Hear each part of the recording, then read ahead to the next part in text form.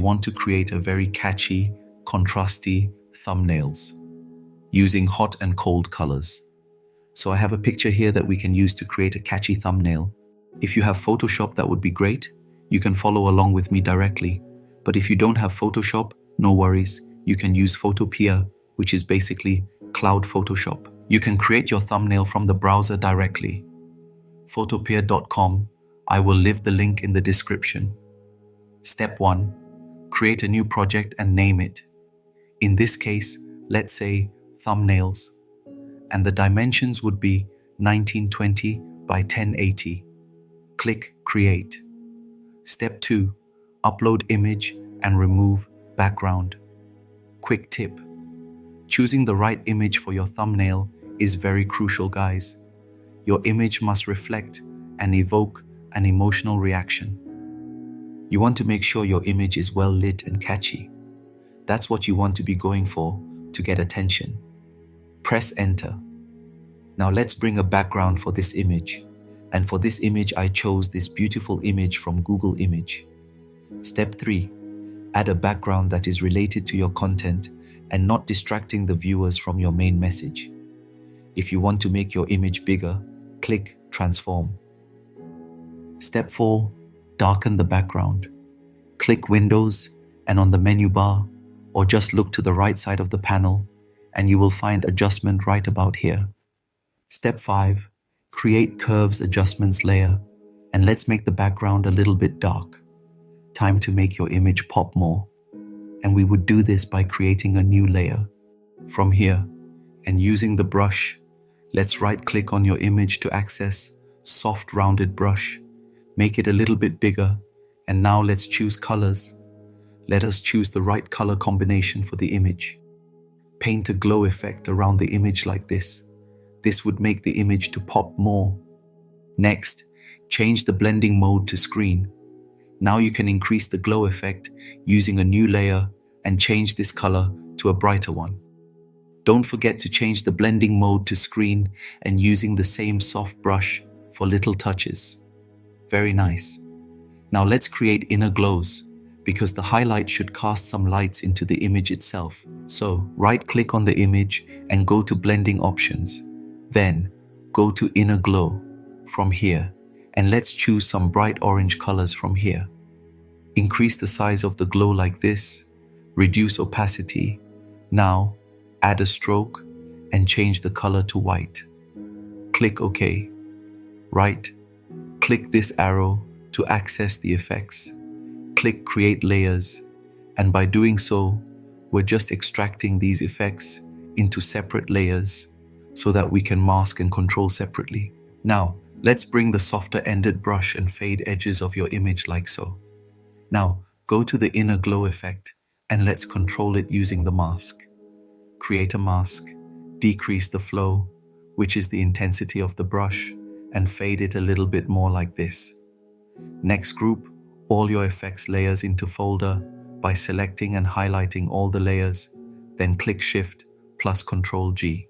One last thing we can do is to create another glow effect by choosing the same color, a saturated orange. And of course, in a new layer with the soft turn, increase the flow like this. Change the blending mode into screen. Let's put it right about here, and it gives us the glow effect. Ctrl-Alt-T would enable you to manipulate the size. It selects your image and you can make it either bigger or smaller. Now we can sharpen the image more by clicking Filter. Click Sharpen, then Smart Sharpen. Then you can increase the amount of sharpness like this. Step 6, the text. But first, put everything relating to image into a group. Highlight all the layers, pressing Shift and clicking to select all the layers, and Ctrl G puts them all in a folder. Grab the text tool and click anywhere like this. Now type Master Thumbnail. Increase the size, just about like so. Then duplicate the text. Click OK. Let's tweak the letters a little bit. From the text menu on the right side, go to the Character tab, then lower the tracking, which is basically reducing the distances between the letters. It gives the flexibility to make it bigger, like this. Play with the style according to your needs. Right-click on the text layer right here and click Blending Options. Start with the gradient overlay. Choose a bright color. Click OK. Next, go to Stain Effect. Change the blend mode to normal. Play around with the styles and the opacity until you get satisfied with the colors, size, and angle. Next, create a drop shadow like this and reduce the size. Increase opacity. Change the angle position like this. Add a stroke to create a three-dimensional effect. Change color to dark gray. Click OK. Duplicate text by holding down the Shift key and click to drag down, like so. Double-click on it to change text from master to thumbnail. Change the color for more variety. Go to Effect and then double-click on Gradient Overlay. Change color to orange for this case. Click OK. Do same for design and click OK. We can bring some cool icon into the title, and for this, we would be adding the Photoshop icon and a cool emoji. Make it smaller by pressing Alt-Control-T.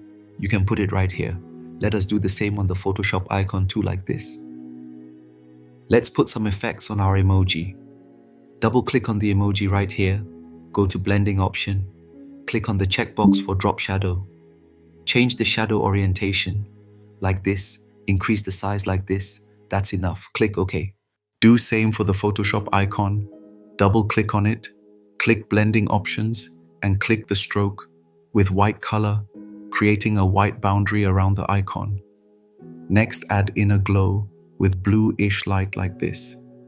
Decrease the size a little bit. We create an outer glow with the same blue color for added glow effect. Now we want to add a shape to hold everything together. We can do this by simply creating a rectangle from here. Pick the Direct Select tool for more tweaking. Bring everything relating to the text into a group. Hold down Shift to highlight all text layers and Ctrl-G to group them. Alt-Control-T can make it bigger or smaller. And one final thing to do is to put some glow touches into the overall image. Create a new layer above everything else. Change the blending mode to screen. Click the soft-handed brush. Right-click on the image to increase or decrease the size of the brush.